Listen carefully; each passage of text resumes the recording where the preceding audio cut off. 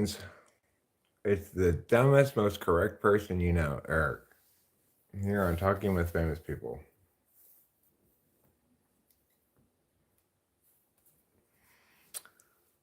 Because it doesn't matter if you're smart or not.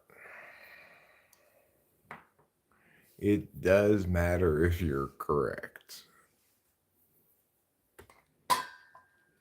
I have an IQ of 107, but I'm still the most correct person. I wouldn't want it to be the other way around. I wouldn't want Jordan Peterson's 160 something IQ and be wrong.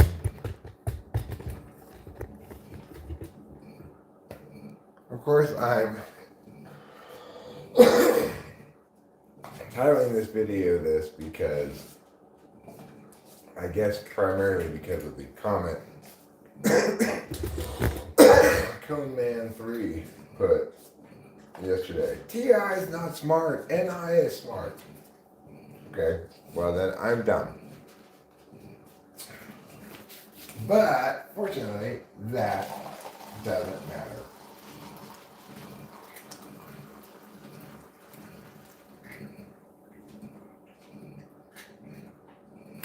Because who wants to be smart and wrong when you can be dumb and correct? I want to be dumb and right and not smart and wrong a bit.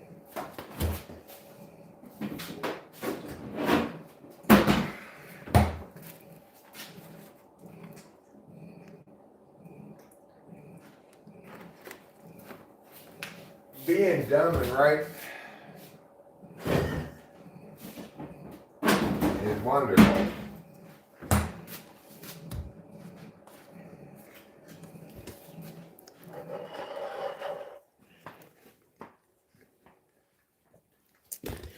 Now let me get my glasses so I can see what Winston's mom says.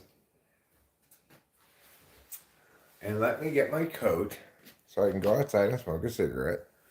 Good morning, Winston's mom. How are you today? I hope you're having a wonderful Sunday morning. The kind of Sunday morning that makes you say, ah, it's wonderful to be alive. That's the kind of Sunday morning I hope you're having, Winston's mom. I'm having a fine enough Sunday morning, I suppose. I made fresh coffee in the percolator. My ultimate home coffee station, which is pretty spectacular, if I do say so myself. Percolated up a brand new mega pot of coffee, you know. Percolated coffee is better than drip coffee. I will tell you that in no uncertain terms.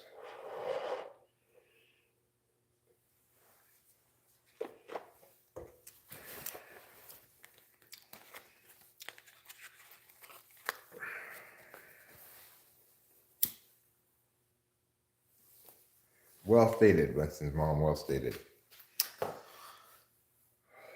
Your morning is both smart and correct. You're watching me and eating Christmas candy. Oh, wow, eating Christmas candy is the smart part too, I think, actually. I feel pretty good about the concept of Christmas candy. However, I don't feel good about candy canes. You ever meet anybody who eats a candy cane? They're just decorations. It's like food we make, it's just a decoration, even though you could eat it.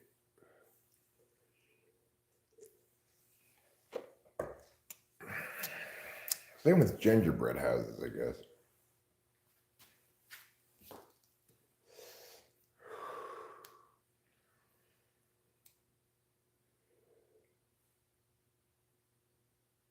So, I was a little disappointed in myself about being so snappy yesterday with Cone Man. I didn't need to be so harsh. I'm trying to be more gentle. I want to be a gentleman. Just say I'd like to be a gentleman. I don't want to be all pow, pow, pow all the time. Just because somebody's wrong. That's why you don't have very many subscribers, Eric. Because you keep scolding and shaming them.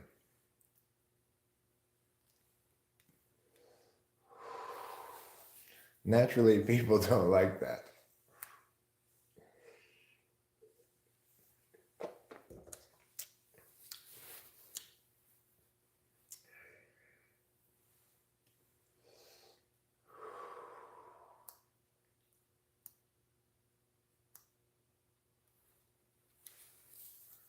Hi, Boba Fett.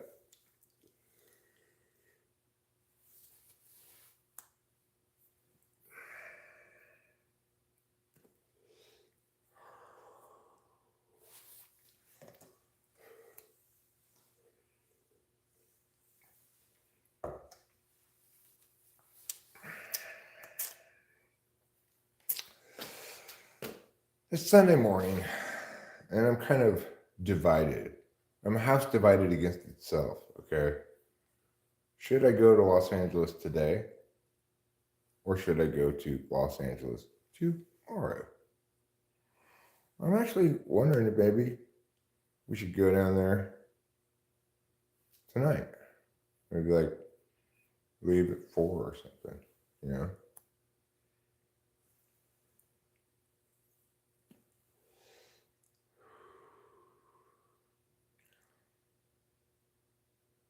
No, I have plenty of weed. I need to give some fairly important mail to Delilah. Although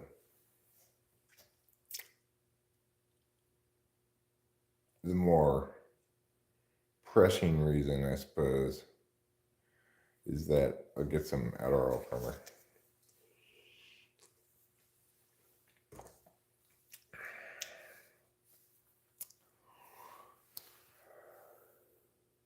I've got the, what do you call it? Deposit refund for the property we almost bought. And you know what? I've been thinking about it too, and I think we really should have bought that property. I regret not buying it. We'll drive to LA, we'll spend the night in a hotel, and we'll come back tomorrow. The cats make it so we really don't like to leave for too long. Trouble's kind of a high maintenance cat. He's not as independent as cats, supposedly are. He needs a lot of love. He gets very disturbed when we go away.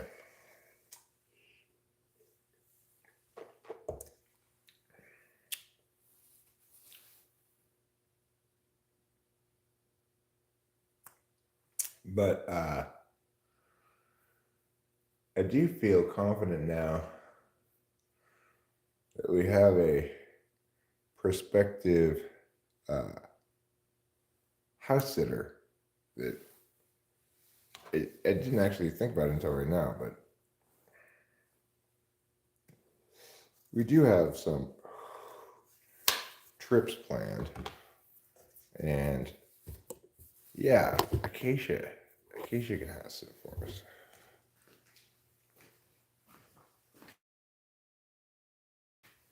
Live that far away, and I feel confident that she'd prefer staying here than staying in her current living situation, which sounds like it's suboptimal.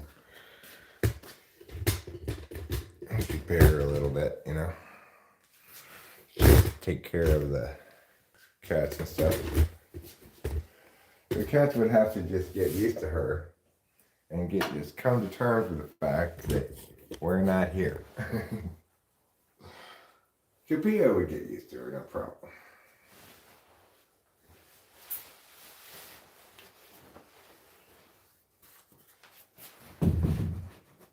Trouble, no doubt, would cause some trouble. I believe we're planning on going to New York next Christmas. But we'll probably have a trip before then, too.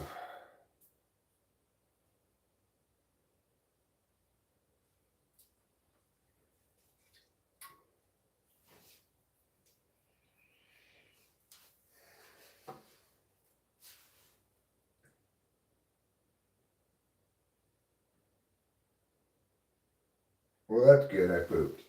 Thank you, live stream chat participants, for helping me to poop today. I never feel like my day's really begun until after I've pooped.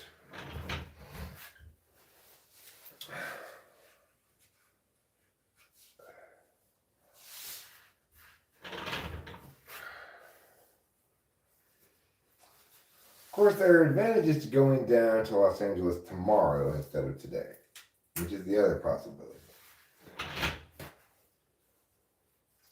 One of the advantages is that there's nothing good on TV tomorrow, whereas today there's football.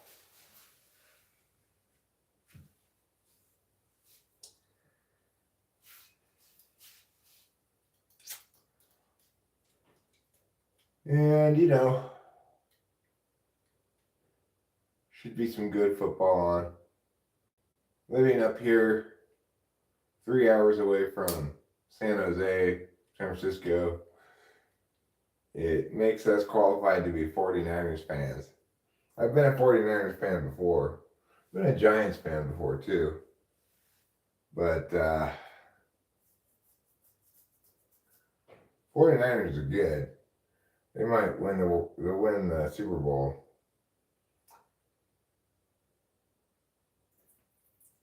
And besides that, Rachel has Brock Purdy as her starting fantasy football quarterback.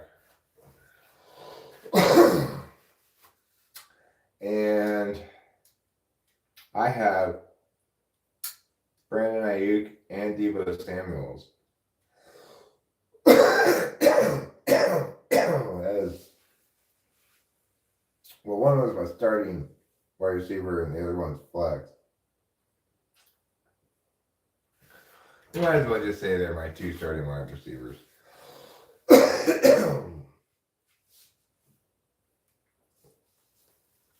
Because I could put them both as starters, but one of them was flex. It doesn't make any difference.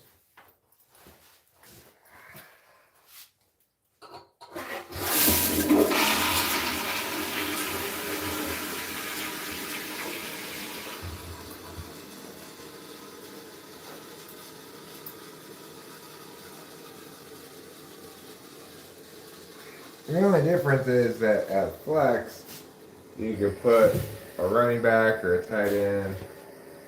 You don't have to put a wideout. But wideouts are usually your best choice in fantasy football. Well, I feel a lot better now that I've pooed. I feel like a real winner in the game of life. I think that the future looks bright.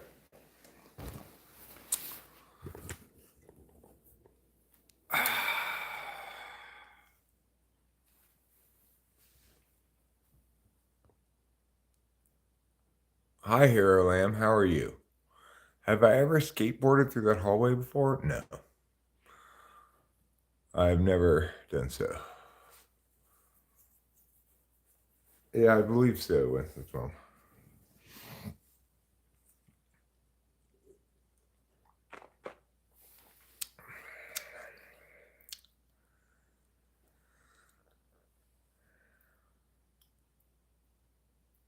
Yeah, well, the Eagles matter a little bit too to our fantasy football teams because Rachel has Devontae Adams, the number one wideout for the Eagles, as her first wide receiver.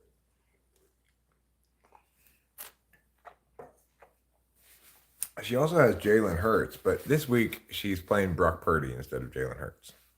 Good morning, Carlos Paeva. How are you? So anyway, like I was saying, I feel kind of bad about being so harsh yesterday about Noam Chomsky. I don't feel bad for Noam Chomsky. Don't get me wrong. I believe Noam Chomsky should definitely watch that.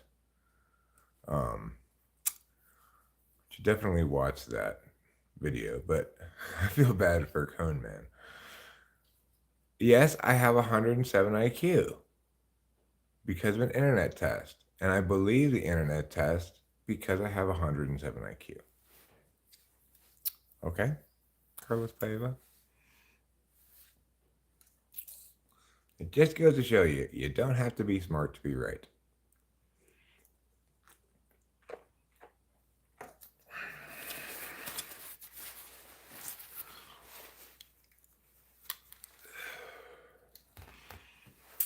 Okay, now that I've pooed, let's go outside a little bit.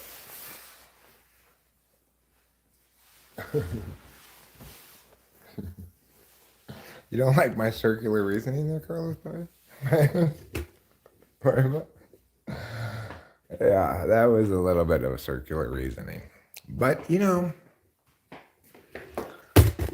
who wants square reasoning? Nobody. Only squares want square reasoning. Where did I put my glasses? Stupid Eric.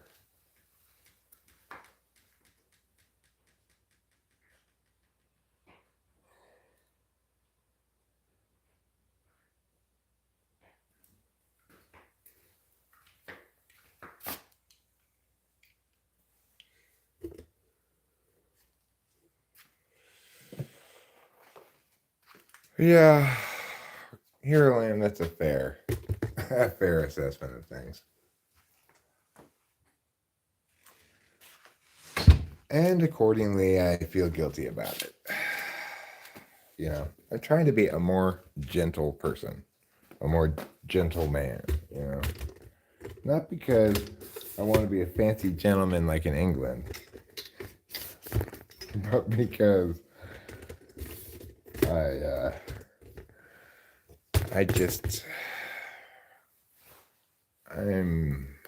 have empathy, I guess, or something. It makes me feel bad when I'm mean. Okay, the only thing, here's the thing. I was talking specifically about a film that Chomsky made that basically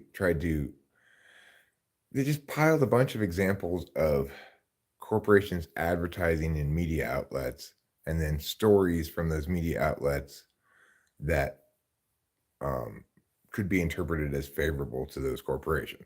And that's all the movie did, right?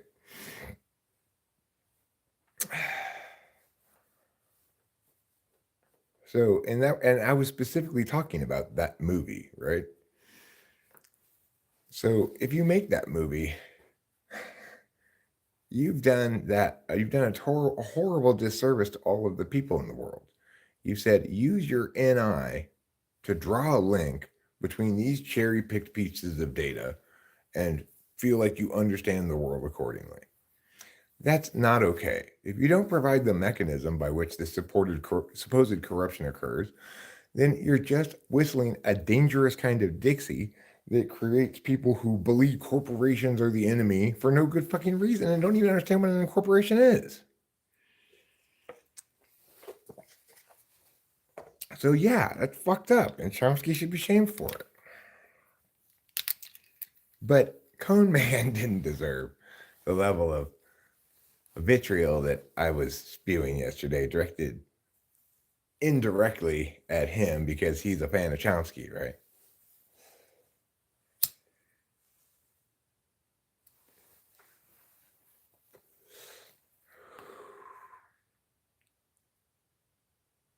I think he should have actually made a link, right?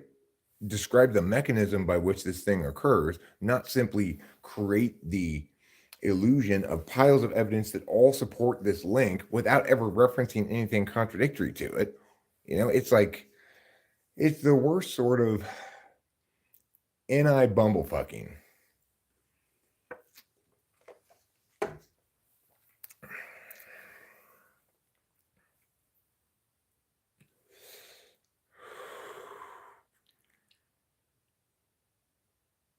Maybe it was called Requiem for an American Dream. I don't know.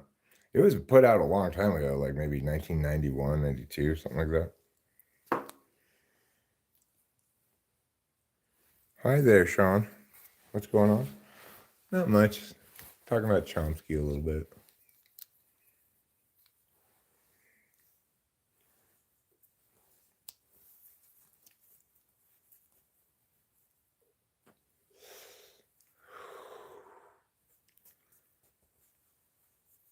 You're ignorant about that.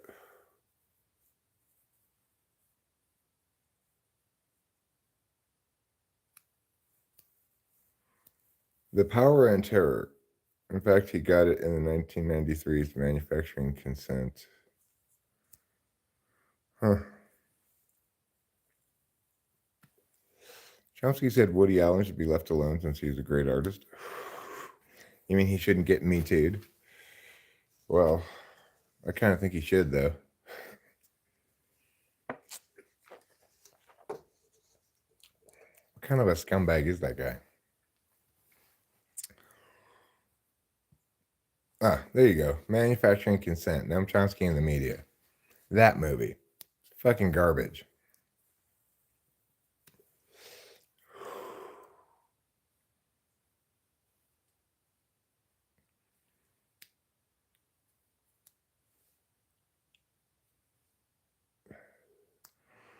In fact, I remember we walked out of that film. I watched that film with my friend Chris Morrow, who's an ISFP. We walked out of that film, and he said to me, "But what's the mechanism?" He said that to me. And he's an ISFP, he's in biology and shit. He doesn't know anything about argumentation.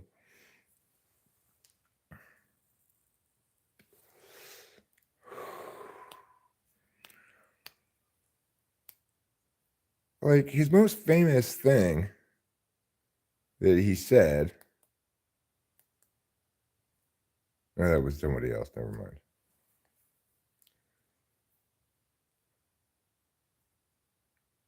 Chomsky's work in linguistics is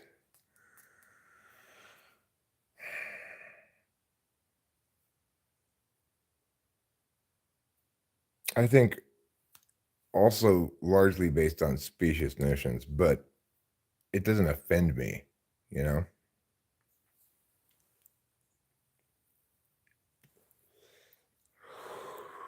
Well, good for Vincent Gallo then.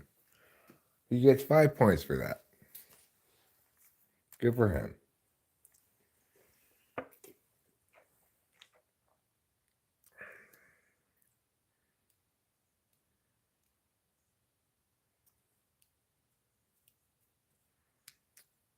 Yeah, well, there are indeed a lot of creeps in Hollywood. Yeah, Weinstein, fucking horrible. What is this? Ooh. I just scrape there. Wow. Oh well. I can live with that. I'll have to paint it, I guess.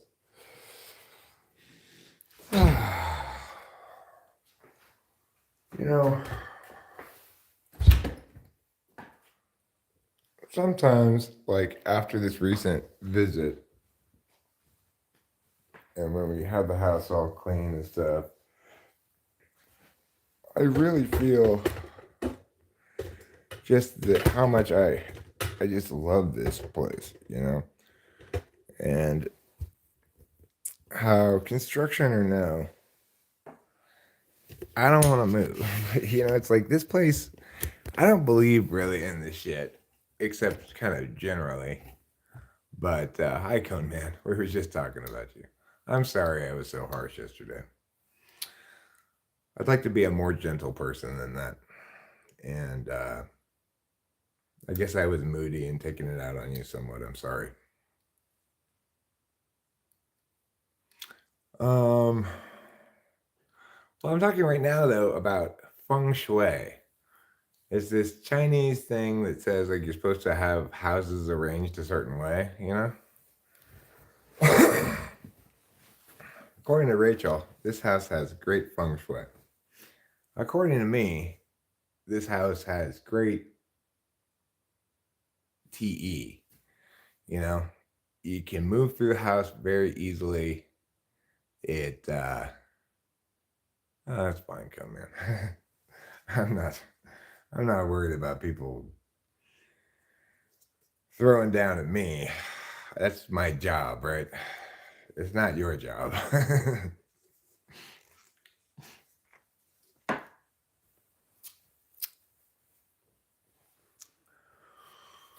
I talked to Chow Wah yesterday too, and this morning. She's freaking out because Jeffrey didn't get into his number one choice, okay, for college.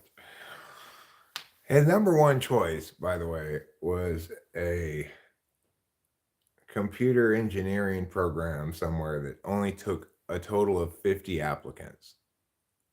No, you didn't irritate me. I was, I irritated myself, okay? I irritated myself, and I've been irritated at myself since it happened yesterday. Normally, live streams don't occupy that much headspace, but I was like, Eric, don't be like that. I used to be like that all the time. And mostly now I'm not like that. But sometimes I fall back into old habits.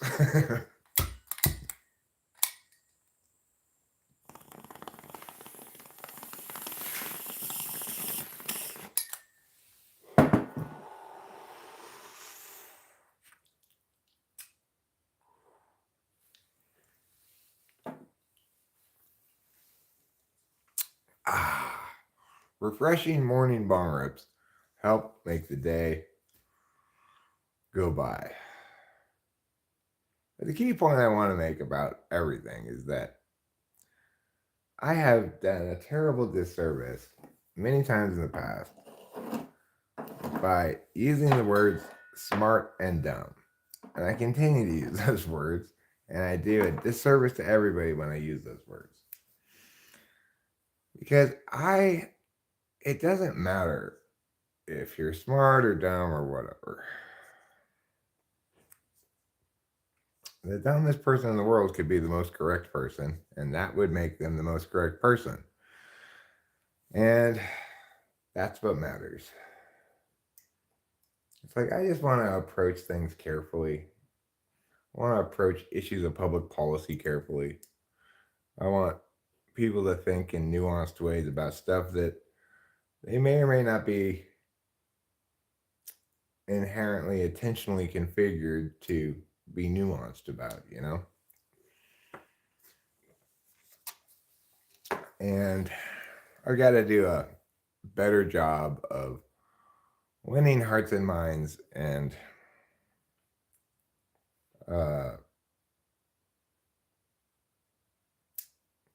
do a lot less work being snappy. Being snappy is fun when in the moment, maybe, but it just makes people hate me. That's the bottom line. So, life goes on. This will probably be a fairly short stream. I'm having this very complicated relationship with amphetamines right now. Like,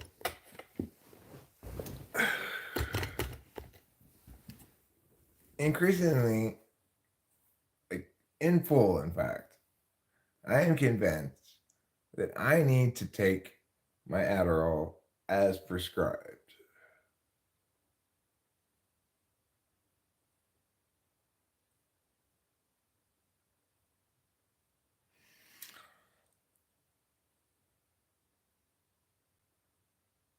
and try to make it last most of the month, you know? Not treat it like a drug that I do for fun, but treat it like a drug that I actually have to take for my general well being. Because I don't like the fact that I feel so lost without it or something. Smart is the ability to understand complexity in the simplest form that is useful without losing detail. Well, I mean, the problem with the word smart is people use it in two different ways. They use it to mean NTP smart, like ability to parse things logically and be correct. And they use it to mean TE smart, like making good business decisions and stuff like that.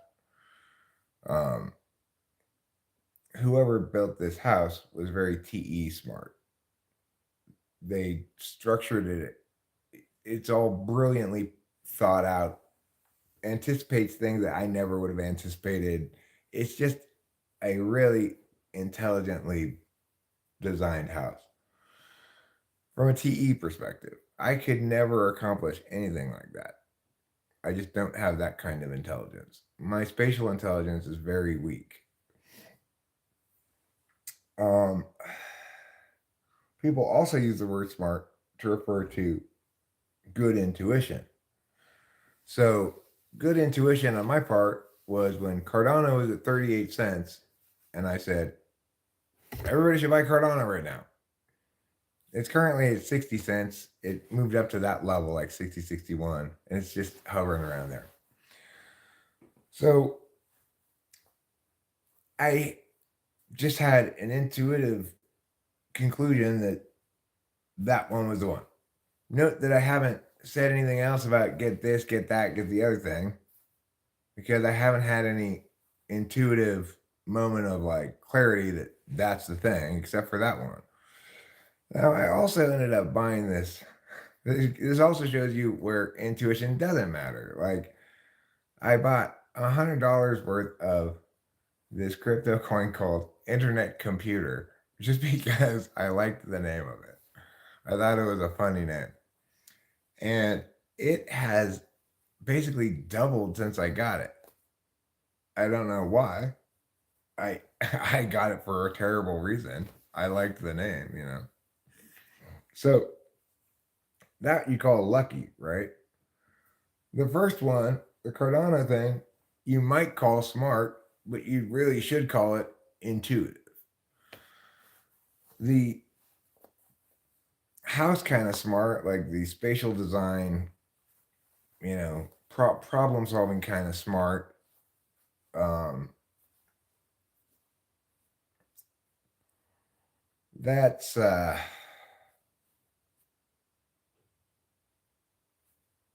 that's just good extroverted logic, right? It's like the logic of the world. So, examples. When you open the garage door to inside the house, it closes in a very strong fashion. So, in other words, you can't it it won't accidentally leave open, right? If you open the front door, it remains open, presumably because you want to carry things in and then you have to physically close it. Whereas with the garage door, since it's like an outside door, it's like a semi outside door that goes to the inside, you want to make sure it stays closed, right? If you're going to have the front door open, then you're you'll definitely make a point of closing it, right? Anyway, little things like that. Like the fact that there's plugs everywhere and a million light switches that turn on lights everywhere you could possibly imagine, right?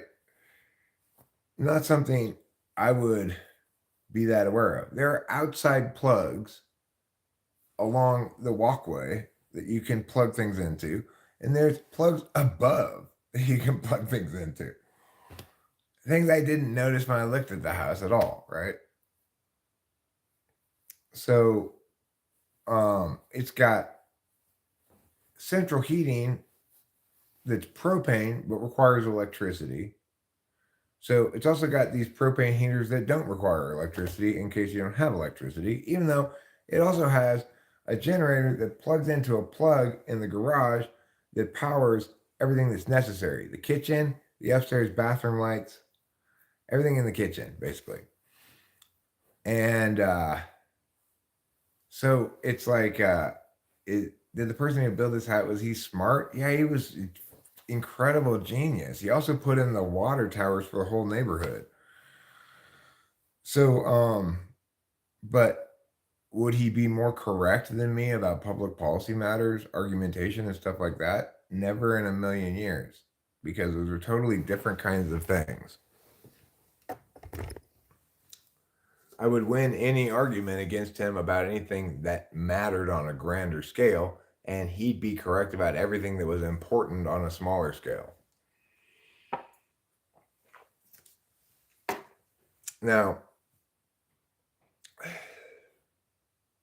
the thing is, things that are important can matter when they generalize. So it's like, let's say instead of putting in the water tower here, this guy had invented water towers. Well, then in that case, the solution generalizes out and is used by so many other people that it matters a lot, right? But generally, TE operates in a non inventive frame, or in an inventive frame defined by the problem.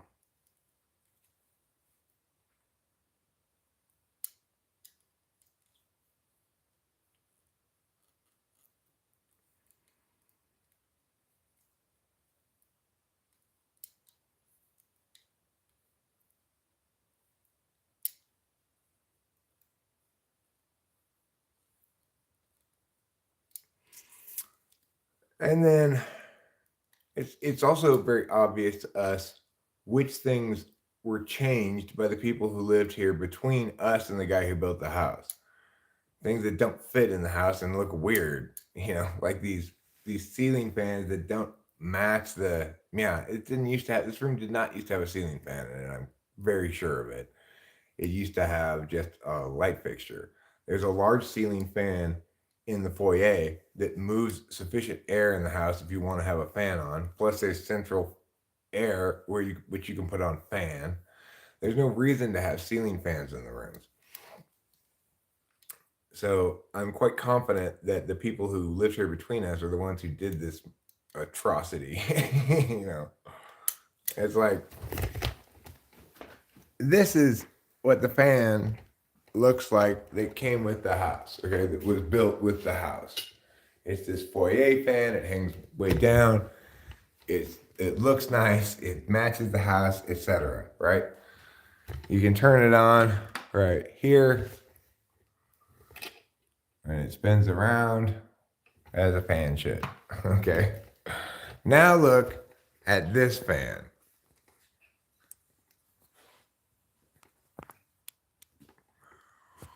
This fan does not go with the house at all. It's ugly. My head hits the hanging down things because the ceiling is too low for a ceiling fan, right? When I walk under this, my head hits these little chain things. That's bad TE. You don't have to be tall to know that that somebody who's 6'5" might come into your house and they're gonna hit their head on this fucking thing. Granted, it's over the table, so it's not like I ever actually hit my head into it, but the point is, these fans are bad TE. And Rachel and I have a general long-term plan of removing the ceiling fans, putting in regular light fixtures, except in the day room where she likes the ceiling fan. In which case, we'll just replace the light part of it, So,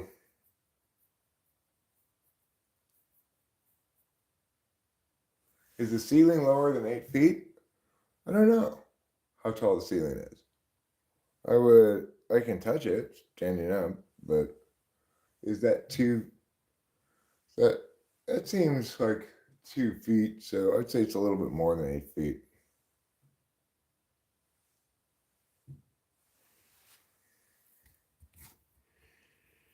I mean, I see these ceiling fans as TE without NI, and ESTJ did this. They want the functionality. They don't care about things that don't matter to them, you know. Like, well, nobody I know is 6'5". So therefore, who cares?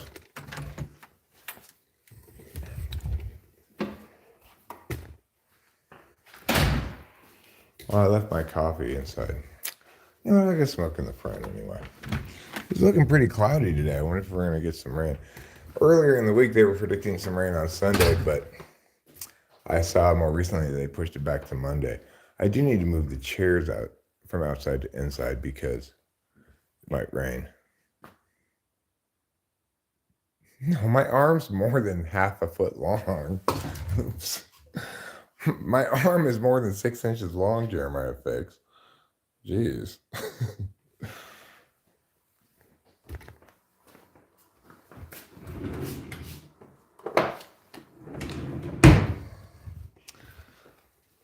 Final measure. Hi, Amian. Thank you. Wow. Baller.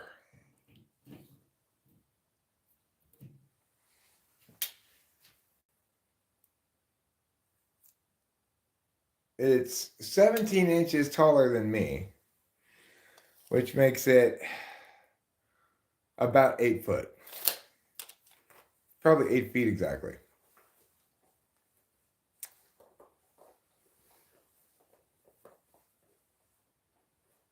It sucks when ESTJs do stuff that doesn't match meow. Yeah, it does suck. So I have this horrible ceiling fan here.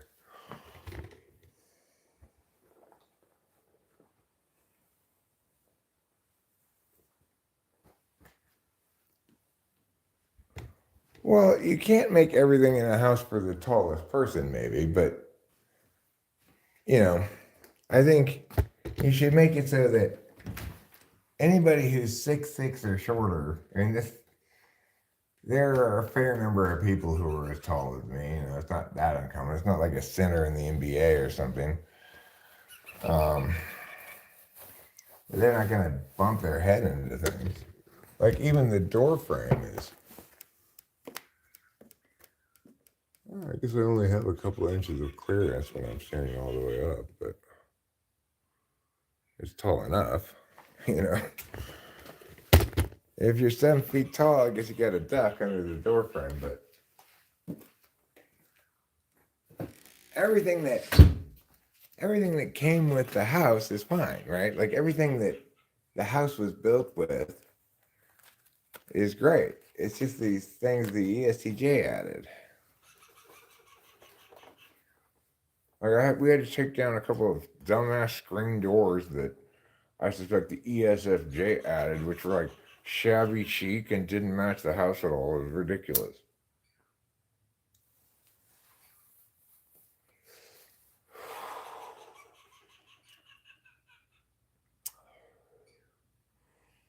But you know, we can get that stuff fixed. We can get I guess an electrician to come out and replace those fixtures with simpler, more classy looking fixtures that go with the house.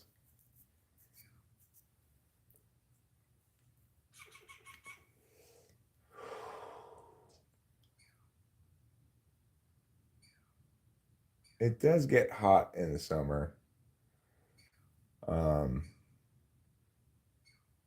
Obviously, upstairs can get a little hotter than downstairs. But the thing is, there's a simple enough solution to that, really, which is in the summer when we got the air conditioning on, we've got to close the vents in the rooms that we aren't using.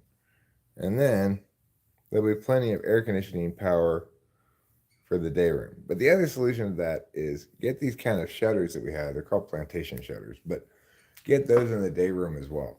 Because the day room gets a lot of sunlight in the summertime in the afternoon and stuff. And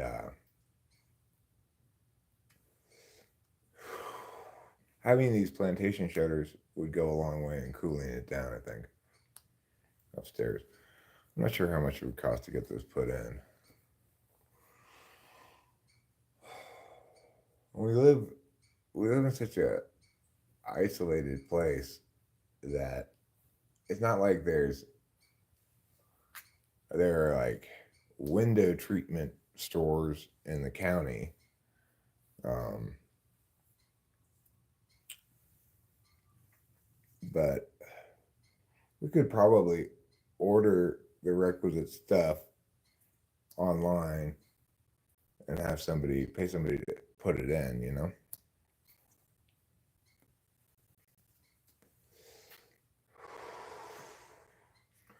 We finally got around to ordering a couple of floor lamps that we needed for coming up on a year now. We're a little slow about dealing with shit.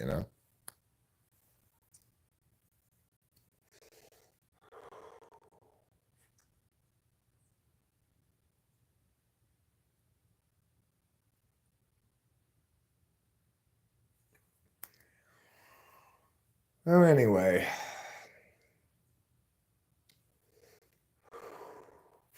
it's one of those amphetamine-free days that I'm not really that fond of. It's like I don't need a lot of amphetamines in the morning, but if I just had like 15 milligrams right now, it would change the day entirely. I'd be like feeling something other than like impatient.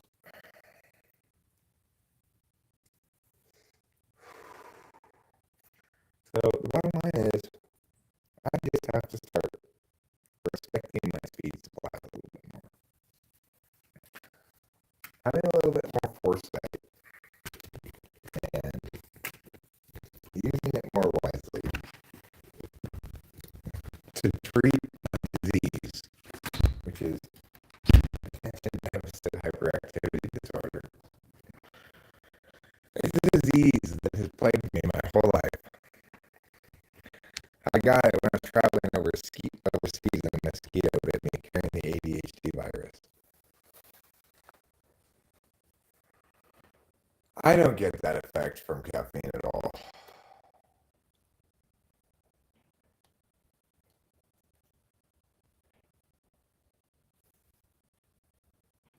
I'm never taking Adderall or any other amphetamines that I can recall anyway. Well, no. Childhood vaccines are not the cause of ADHD. ADHD is really just a pathologization of action types. It's not really a disease or a disorder or anything, but it's just when you want to pathologize, say, any dom or any tool, you're going to pathologize them by saying they've got some kind of executive function disorder because we're not very good at following through on things and or executing things on a time frame, etc. But that kind of pathologization is what typology hopefully resolves. So it's like FE poor people aren't Asperger's. They're just FE poor. Yes, it's a disadvantage in a certain area, right? TI polar people aren't learning disabled. They're just TI polar. Yes, it has certain disadvantages. FI polar people aren't sociopathic. They're just FI polar. Sometimes that makes them needlessly mean, like I was yesterday. And that's shitty. But it's not a disease. ADHD gets put onto people who are action types. In other words, who want to be acting all the time rather than deliberating, knowing, or interfacing. Interface types are the least pathologized, but SI polar might be designated as some kind of memory disorder if they run into the wrong psychologist or something.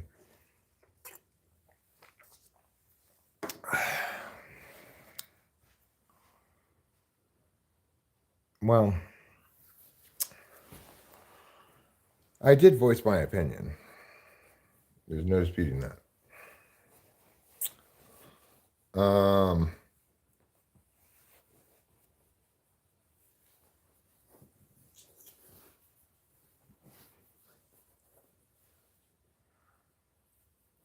When I assess things for argumentational legitimacy, then it's not like just my opinion. It's like an oncologist looking at CAT scans and telling you you've got cancer, right? I'm qualified to do the assessment, and my assessment is accurate.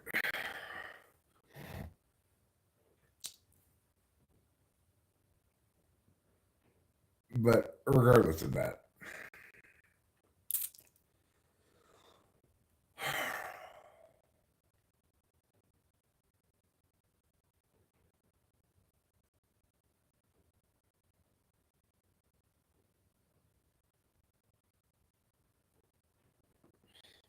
regardless of that,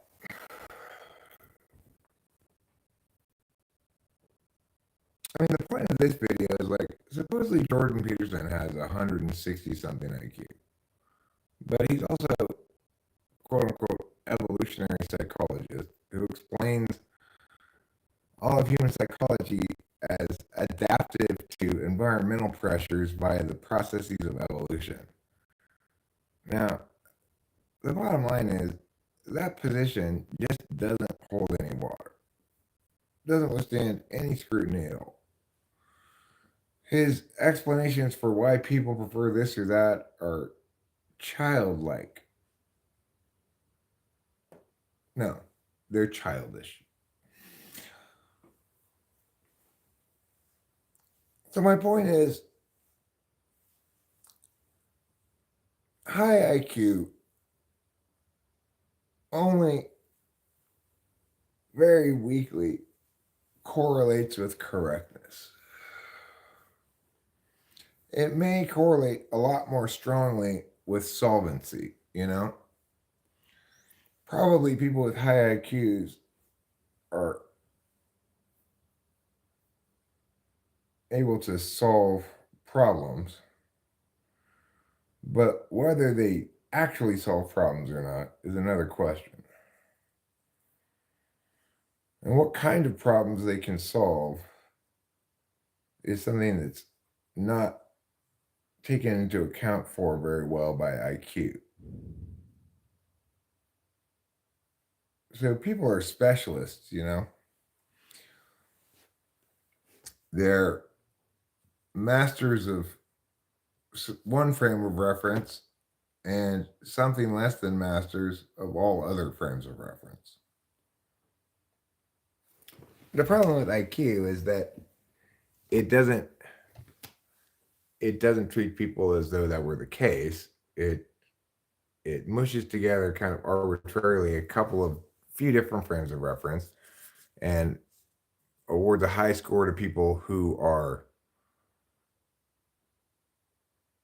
able to perform well in those frames of reference. So,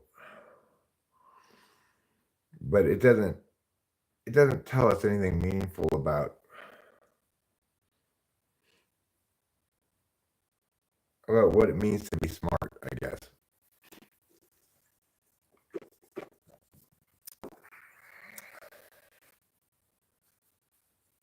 I don't make the mistake of thinking capitalism is an ideal, right?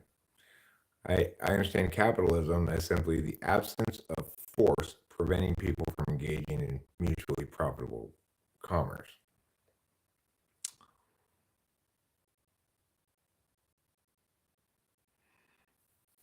Capitalism is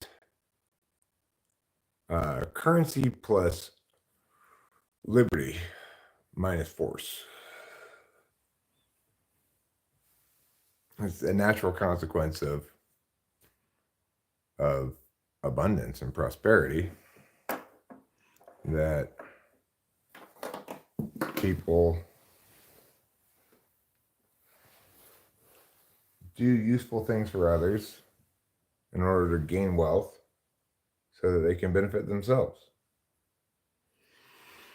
The alternative is to have some individuals forcing their frame of reference on everybody else.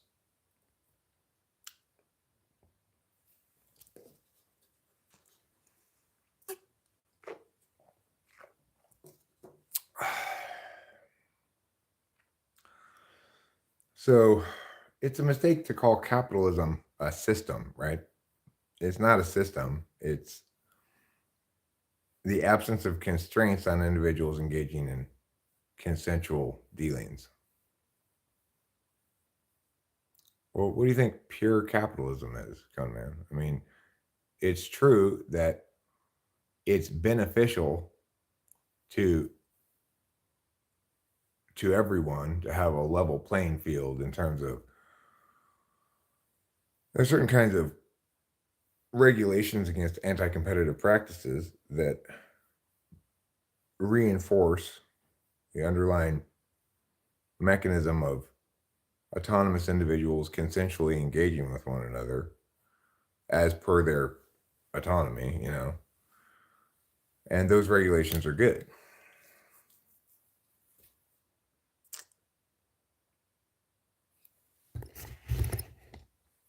It's very important for government to do things like be the force of battles against fraud, pyramid schemes, stuff like that, there should be regulation of financial dealings. It ensures that everything's above board, people don't get ripped off, etc. That's all good. That's not in opposition to capitalism, because like I said, capitalism is just individuals, autonomous individuals, consensually engaging with one another in various dealings. So accordingly, government has a role in protecting each individual's ability to do that fairly.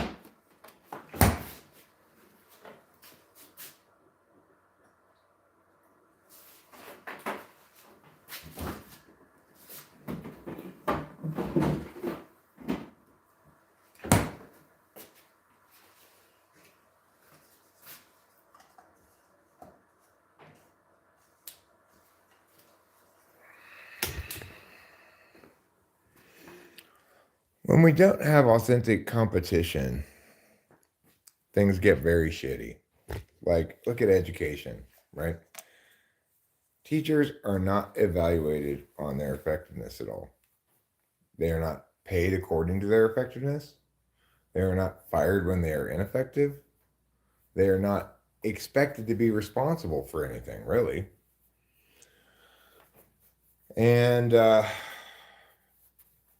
every attempt to make them responsible is an attempt to standardize curriculum rather than to actually meaningfully measure results, If you've got, and in order to meaningfully measure results, you've got to be able to distinguish between different kinds of curricula and different evaluatory mechanisms used to determine success. If you want to see education done right, watch competition flow debate. Those students learn massive amounts of stuff in incredibly short periods of time and have to demonstrate actual mastery of the material in competition rounds. It's zero sum. One person or team wins, everybody else loses. There's second place, third place, whatever. Everything's ranked, right? That provides authentic, compelling interest and need to do a good job. If you're a bad debate coach and your kids get their asses kicked every week, who's going to hire you as a debate coach? Nobody. And what is debate? It's competition teaching as well as competition learning, right? And it's a million times better than every other education paradigm, or as they say, pedagogy, conceivable.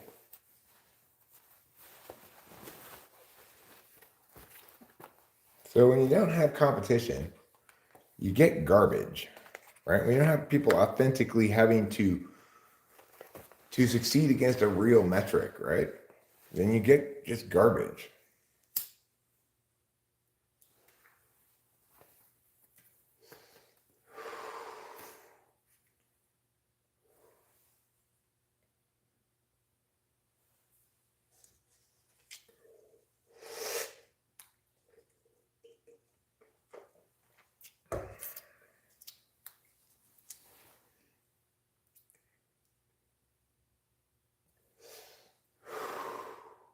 And you know, great coaches cannot be easily replaced.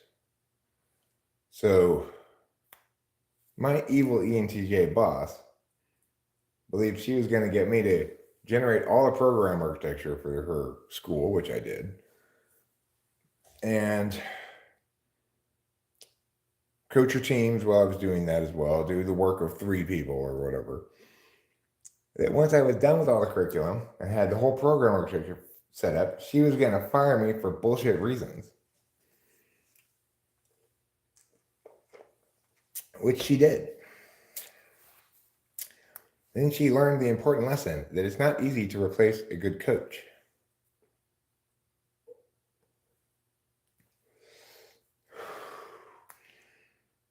Because it's like, I was pissed, right? I found 2 elementary kids to coach. And I coached them up for this upcoming tournament that's like a month and a half away or whatever. My new 2 kids went in there and whooped the asses of all of the elementary school teams that I had been coaching before that had been absolutely dominant juggernaut program that had won every fucking tournament. I went in there and beat all my old kids with my 2 new kids that I've been coaching for like 2 months. She didn't even know I had entered the tournament. Boy, was that a shock to her system. She had told the parents I had moved away.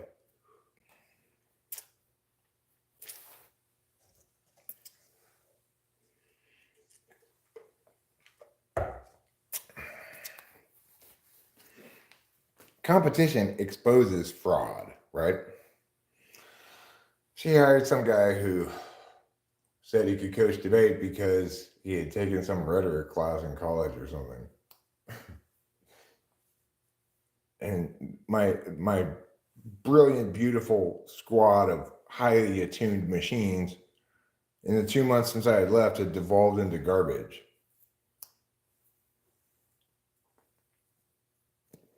They were much worse than when I had left. They were better prepared for the tournament they'd competed in 2 months prior than they were when they competed against us.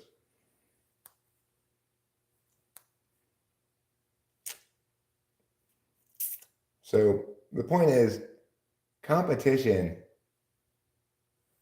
destroys counterfeit bullshit, right? That guy was counterfeit bullshit. I exposed him completely by taking 2 brand new kids and beating all my expert old teams that had competed in multiple tournaments and were well prepped for this tournament when I left. And I exposed the fraudulence of her notion that I could be so easily replaced.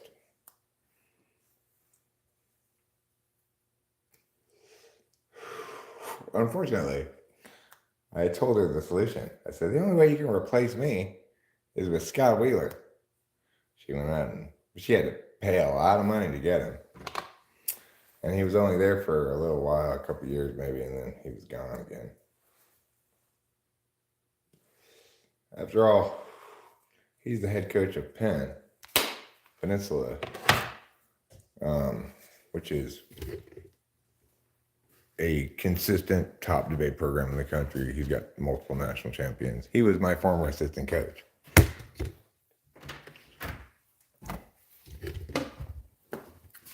So, competition is good. Competition cleans out the garbage, you know? Competition ensures that justice is attained, and that people who actually have the skills, effort, heart, energy, time, will to make shit happen win. And people who suck ass lose.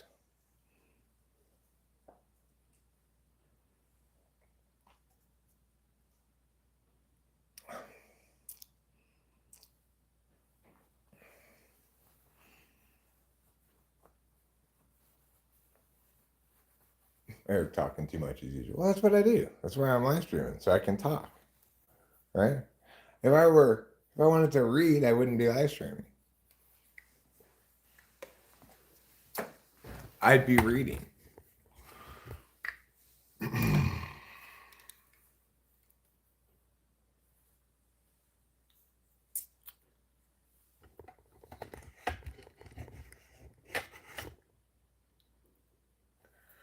Well, there is some lobbying that does stifle fair competition.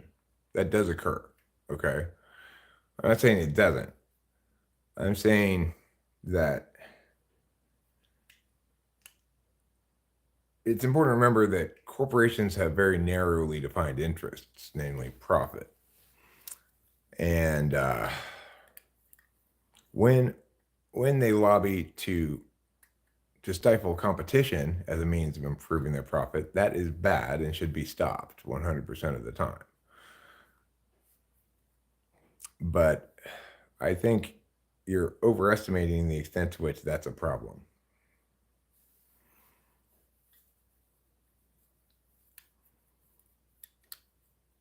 No, it doesn't mean you should listen to them at all. The thing is, it doesn't matter how smart somebody is. What they're saying should be evaluated on its merits, not based on who's saying it, right? That's the classic ad hominem fallacy, as it really is. In any instance, if you're listening to somebody because of who they are rather than evaluating what they say, you're participating in an ad hominem fallacy. It doesn't matter who the person is. The content of their words should be evaluated on its merit.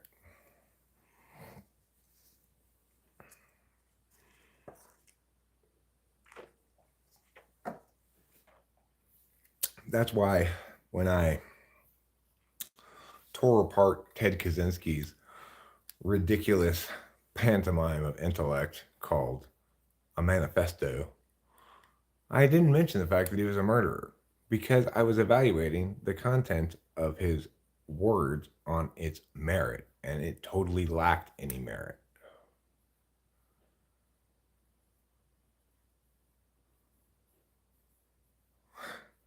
Here, Lamb, I suspect you're absolutely correct here.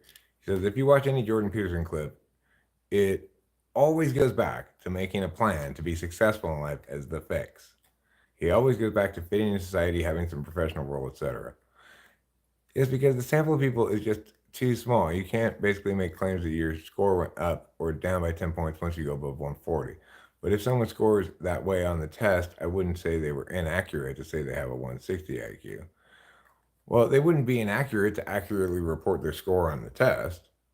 What Kay is saying is that accurate reporting of the score on the test does not accurately reflect a proportional difference in actual intelligence. But see, I don't think IQ measures actual intelligence anyway, so the point's moot. I don't think intelligence is a thing that can be measured.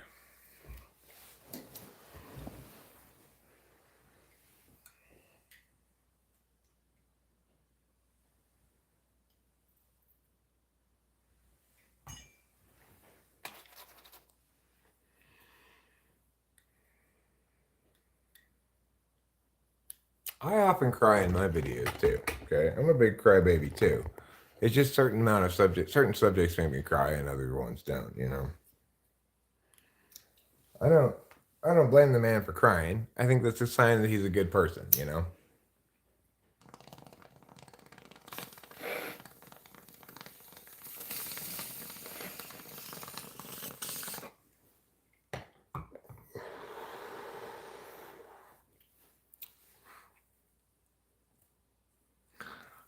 people's ability to show vulnerability is is a good indicator of their basic decency, you know? When people show or are willing to display their vulnerability, it means they're assuming the world isn't going to take advantage of that vulnerability, which means they were raised in a fairly safe world, you know? And yeah,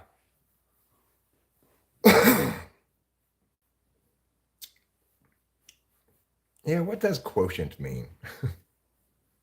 I think it's one part of a division problem, right? Yeah, JP means well. Exactly.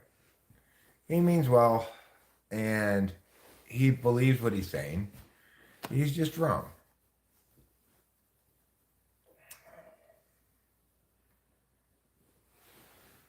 And that makes him like 99.999999999999999999999% of the population.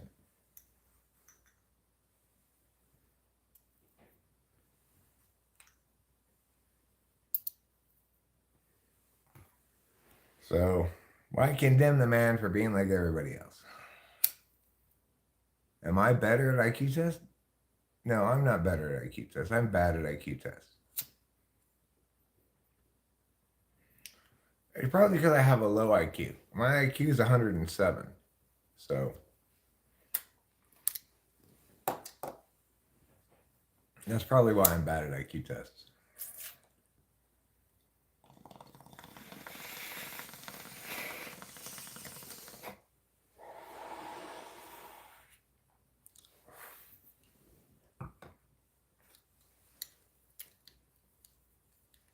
Well, I mean, I don't believe in evolution, Command 3, so I think within his specialization, he's just flailing around with wrongness.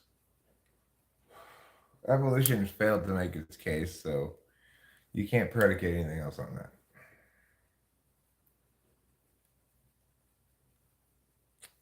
But I know most people disagree with me about this. People are like, what? Oh. Of course I don't. It would have to explain itself first. I have to understand it before I can agree with it. It's not like I'm so dumb that I can't understand things.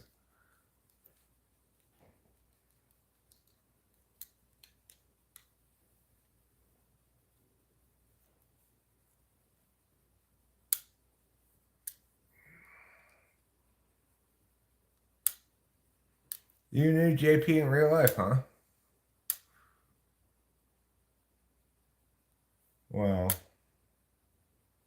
do I believe that God made the world in 7 days? No, that's not an explanation either, obviously. What I want is an actual explanation for species that makes good sense, right? I don't want God made everything. I don't want a theory of evolution that makes absolutely no sense. I want an actual explanation that makes sense. You know, where the mechanism actually tests out, where it makes predictions that we can test and either falsify or validate. You know, like a science theory.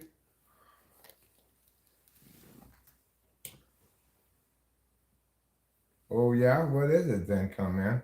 Explain it to me.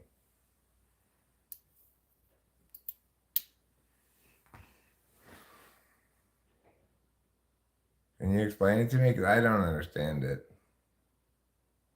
Can anybody explain it to me?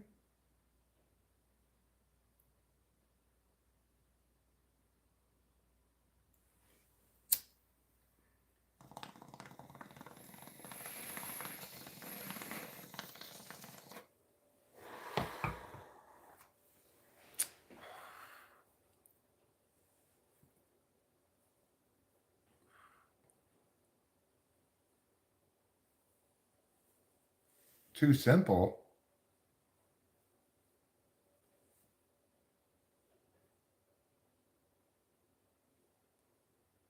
Yeah, that's what Darwin said, come man. You're right.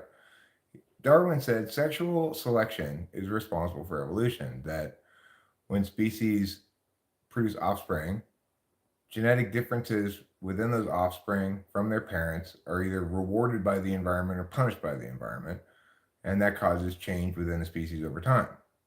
That's what Darwin said. But what we now know is that there are no positive mutations at all, and that the math simply doesn't work either.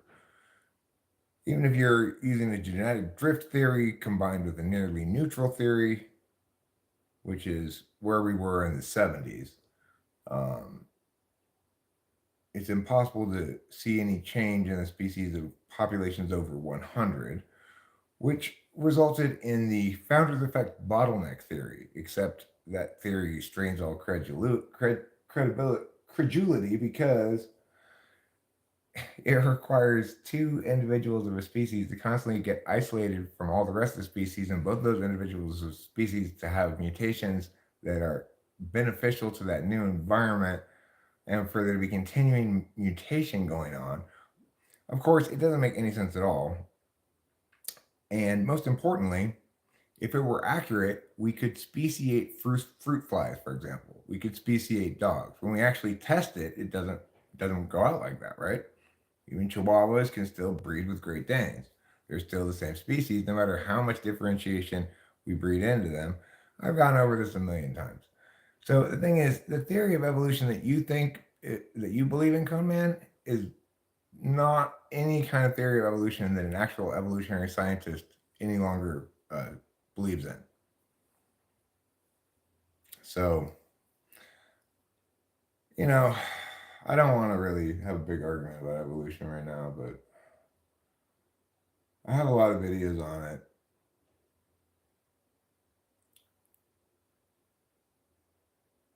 I probably won't convince you. But believe me when I say you don't understand the theory of evolution. If you read about it, you'll see that it's no longer what we were taught in school. That's been falsified. So they have a lot of various speculative notions that they put out there in an attempt to get around the falsification of evolution. Things like punctuated equilibrium, um, because they had to try to explain the Cambrian explosion, which is inexplicable according to normal evolutionary mechanisms. They can't come up with a genetic clock because, of course, the mechanism's wrong.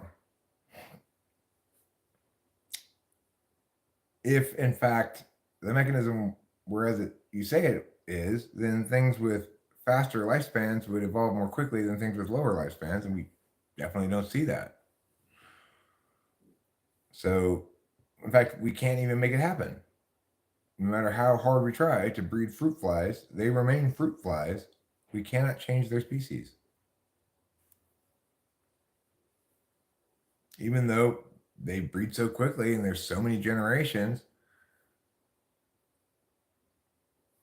it just falsifies.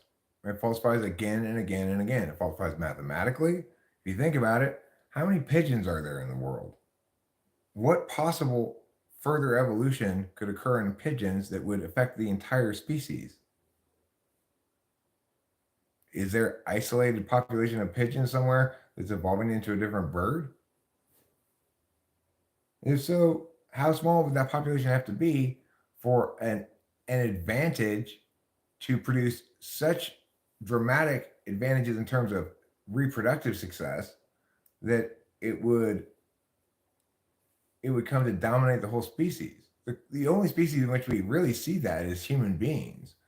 Like, Genghis Khan or whatever killed so many people and humped so many ladies that his DNA is in many of us. That kind of thing. But even then, we don't see fundamental change in genomic mean in species.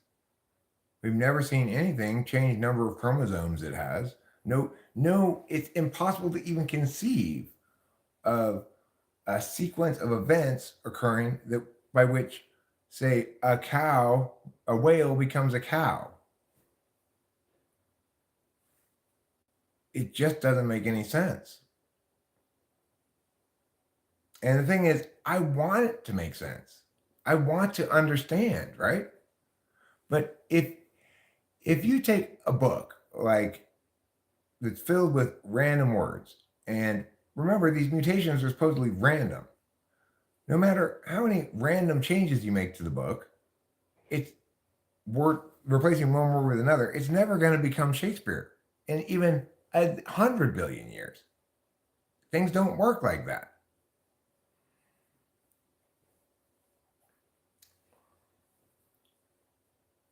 But most significantly, there are no positive mutations. All mutations represent some kind of disease compared against the genomic mean. Yes, we do have epigenetics, that is to say, genomes become sicker over time, but they never change or increase in complexity. And we have plenty of opportunity to test it. That's the thing. We can test this. And we have never been able to demonstrate it. Not one time. We can test it much more vigorously than nature would ever be able to test it, right? Environmental pressures, they're either dramatic environmental changes, in which case it kills the organism, or they're very gradual environmental changes, in which case it makes no sense that you could, like the breeding rates of the species never is going to line up with the rate of environmental change. It just doesn't make any fucking sense, right? We've never encountered a single example of any two members of a species giving birth to anything but that another example of that species. It has never been seen one time in history. And yet we believe that somehow the mechanism by which one species turns into another is that their baby is different from them. Genomically, it's never occurred. In every instance which it has, that person has some kind of, or that individual has some kind of genetic disease, problem, disability. Mostly they die if there's a mutation. They die when they're born or before birth. They certainly don't have sufficient robustness to survive and pass on their genes. Mutations are bad, not good. That destroys the theory of evolution right there. So, given the fact that there's absolutely zero evidence supporting this, except for a branching fossil record, which is suggestive of some relationship, but not proof of anything, and every time we test it, it falsifies. Why would we believe in it? I don't understand. The mechanism's not been explained. The mechanism that Kohn-Man explained, sexual selection, has been falsified 100 times over. And yet, still, we claim that evolution explains things. If it explained things, I'd understand the explanation, okay? I understand relativity well enough to get the concept of it and go, like, makes sense, right?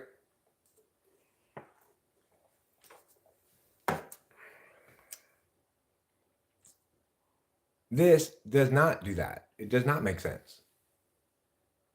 I'm sorry, but it doesn't. Nobody has ever been able to address anything I'm saying either. You'll note, no, I don't need to calm down.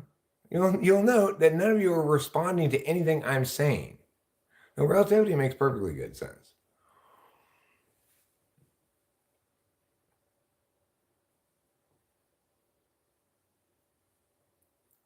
It's predicated on the notion that something has to stay the same.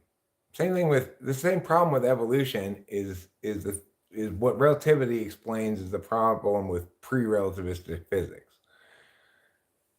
It doesn't account for the fact that something has to be a frame of reference, that there is no observation without an observer. Similarly, with evolution, it fails to account for the fact that something has to stay put, and that thing is species, right?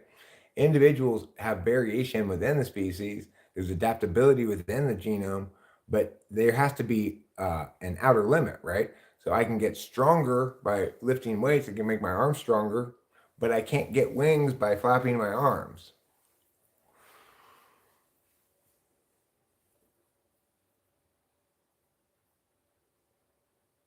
Anyway, people disagree with me on these points, but they never rebut them. There's no rebuttal to there are no positive mutations. Does anybody disagree with that? Is anybody going to rebut that point? I make the point there are no positive mutations. Any responses? Anybody want to say yes, there are?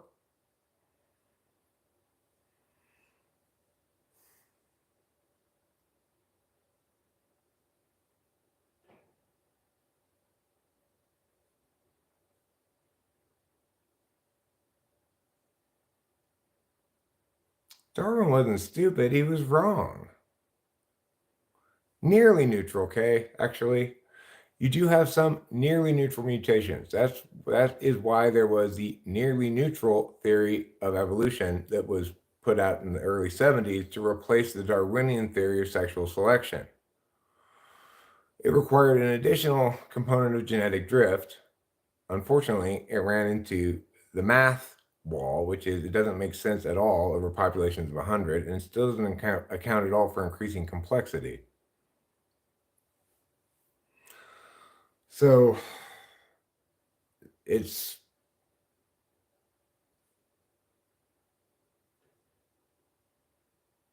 if you're making the point that the mutations are neutral, then how are they beneficial? And why is it that a mutation that's beneficial for an individual's survival correlates with them being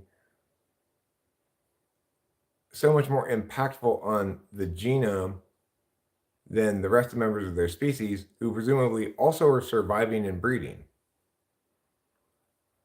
Unless the mutation, if in fact sexual selection mutation were responsible, then why aren't all the mutations benefiting reproduction?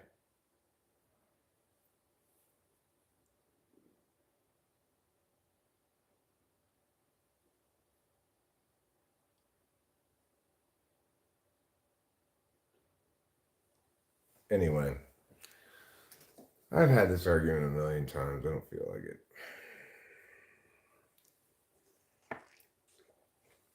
it. Darwin said positive mutations are sexually selected for. We now know there are no positive mutations. Can we agree Darwin was wrong?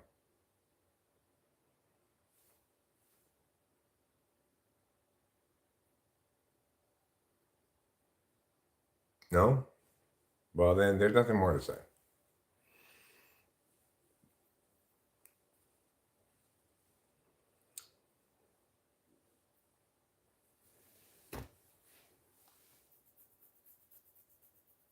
No, there aren't positive mutations, Carlos Baeva.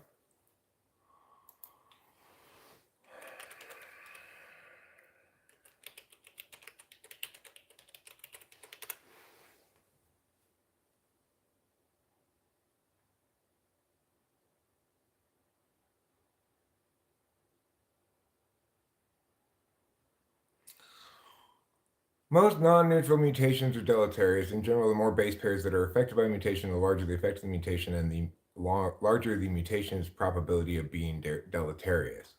What are examples of beneficial mutations?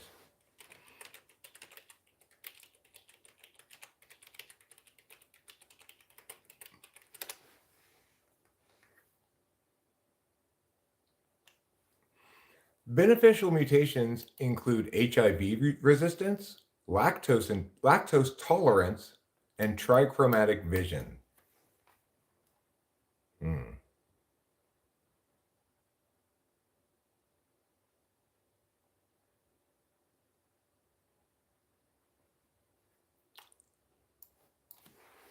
The nearly neutral theory of evolution.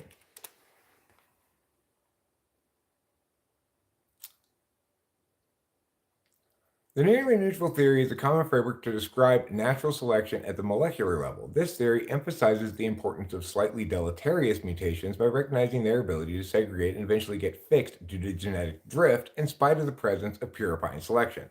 The point of purifying selection is that selection actually selects against deviance from the genetic mean not in favor of it. Okay? That's the reality of it. That's the mechanism of evolution. It selects against deviance from the genetic mean of any given species. Okay? It doesn't select in favor of deviance from it. So, the presence of purifying selection is something that's well established, right? That is to say, selection against change within a species is definitely well established. In fact, it's so well established that they had to come up with some explanation as to why that isn't the predominant evolutionary force. Their explanation is, well, actually, even though the mutations are deleterious, okay,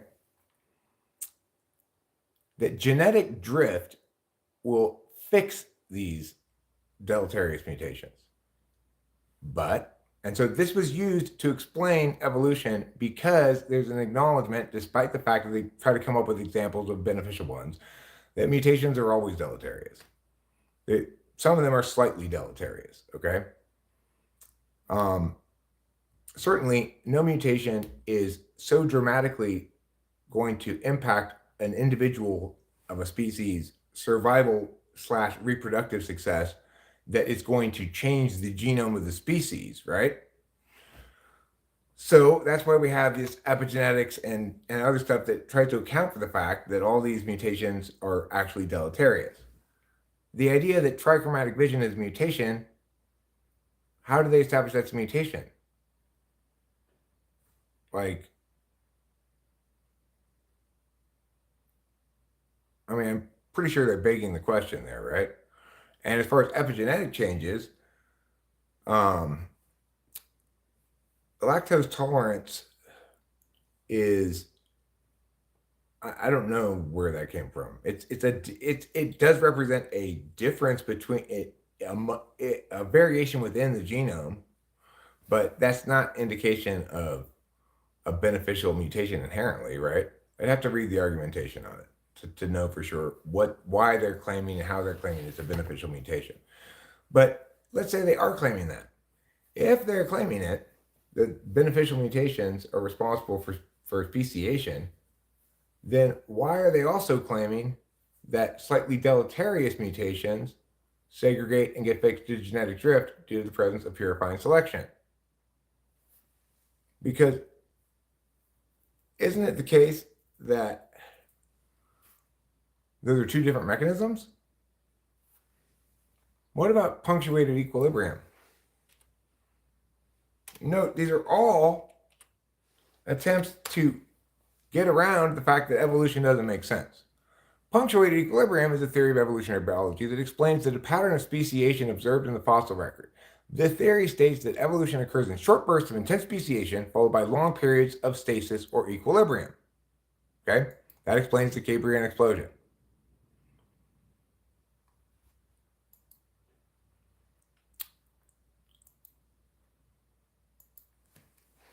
Now let me look up punctuated equilibrium in the news.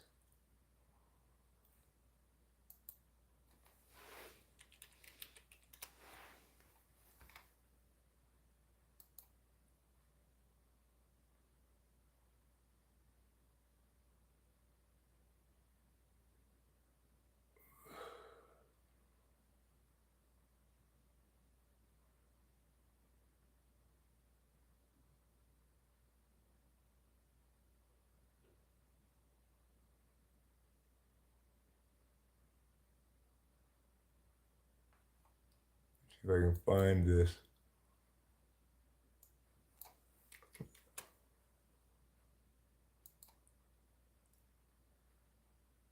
Where's Google? Let me go to Google News. This is ridiculous.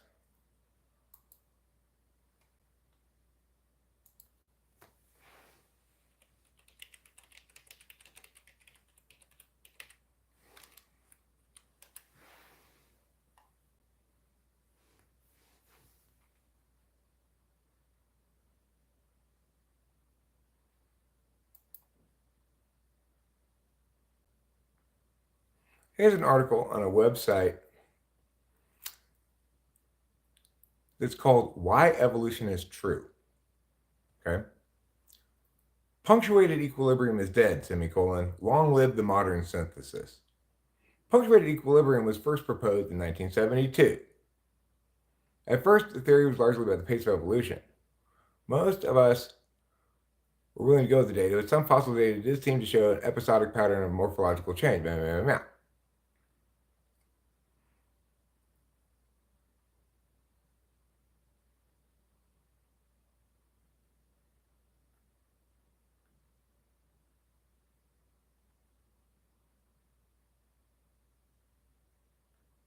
So, but there's another way that big morphological change can occur rapidly too, one that was promoted by Gould, macromutation. This is the notion that changes in an animal's appearance, behavior, and physiology and so on don't need to occur in small incremental steps, the Darwinian pattern, but can occur by mutations that make big jumps, creating hopeful monsters, salutations. The idea was popularized by Goldschmidt in the 30s and revived by Gould in 1982.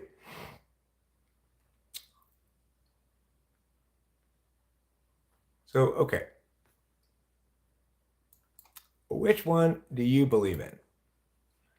Do you believe in punctuated equilibrium? Do you believe in the nearly neutral theory with genetic drift? Do you believe in macromutation? Do you believe in Darwinian sexual selection?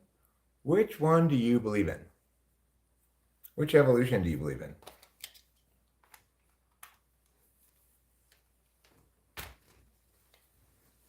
Does that sound like a theory? Doesn't that sound like four totally different ideas?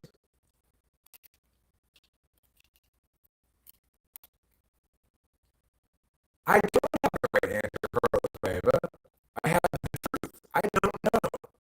You don't either. None of us do.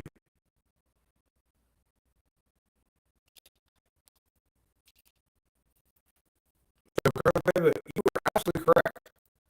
Being correct about their wrongness doesn't mean I have the right answer. I do not have the right answer. I don't know what the explanation is, and neither does anybody else.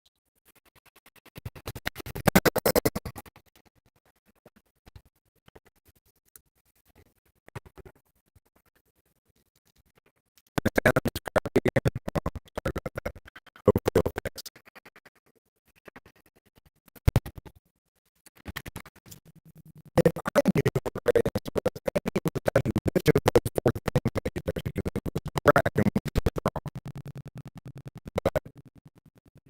But since none of them actually make the case and they all contradict each other, why would anybody say they believe in evolution unless they know which evolution they believe in?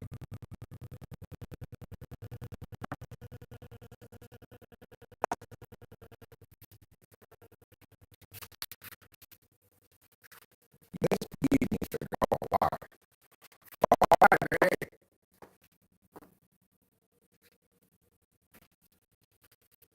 Alive.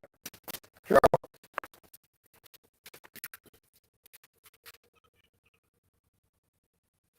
Stop following me around. Go away. That bee. It's full of beans. What do bees eat? Bees, of course, eat beans. That's why they're called bees. I guess the Woodland Friends want some more puppets. Alright, Woodland Friends. I'll give you puppets.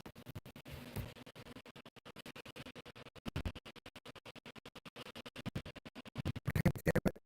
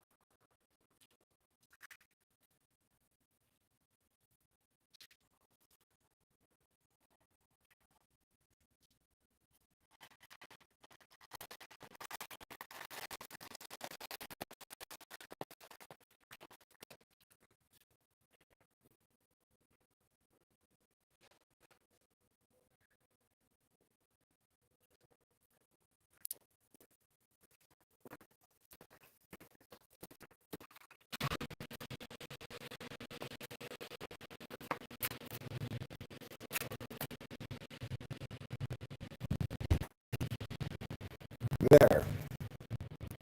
I fed the living friends.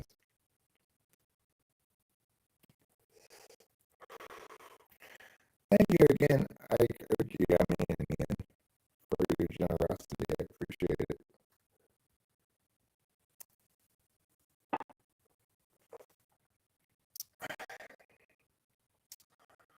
I normally just don't even remember that I get any money from YouTube every month because I get so little. So I don't even think about it as something that comes in every month. It's like $70 or something.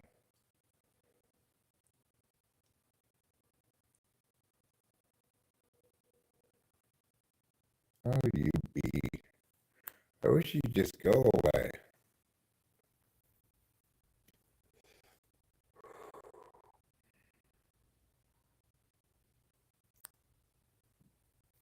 My wife's an INFJ come in, but she's sleeping right now.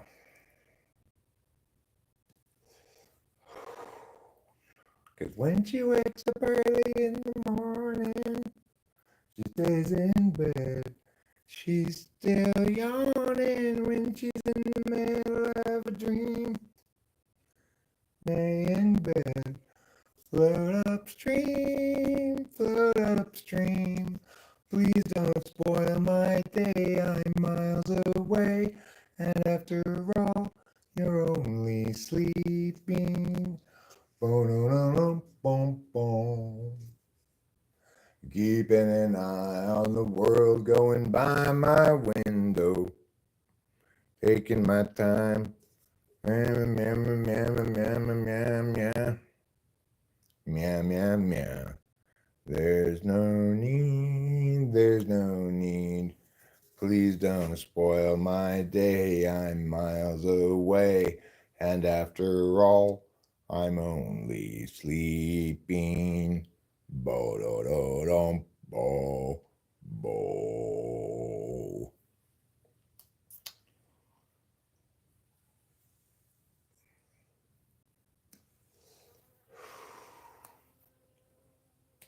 I wonder what the evolutionary advantage of that song is.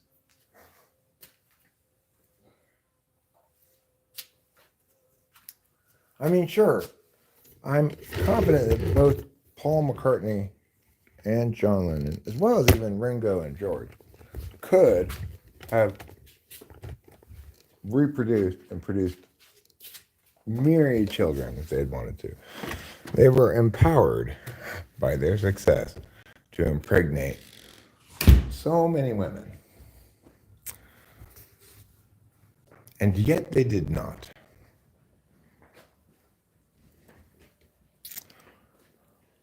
Oh, I know. That's a bad argument. But it's a fun one. It would be fun to imagine, like, everybody who's famous, every man who's famous, just has as many children as they possibly can. That would be a fun world to live in. All right. I'm going to take off now, y'all. Thanks for being here. Thanks so much. I appreciate your presence, your company, your chatting, and I wholeheartedly respect your heartfelt belief in evolution. Have a great day. Don't forget to eat plenty of cheese.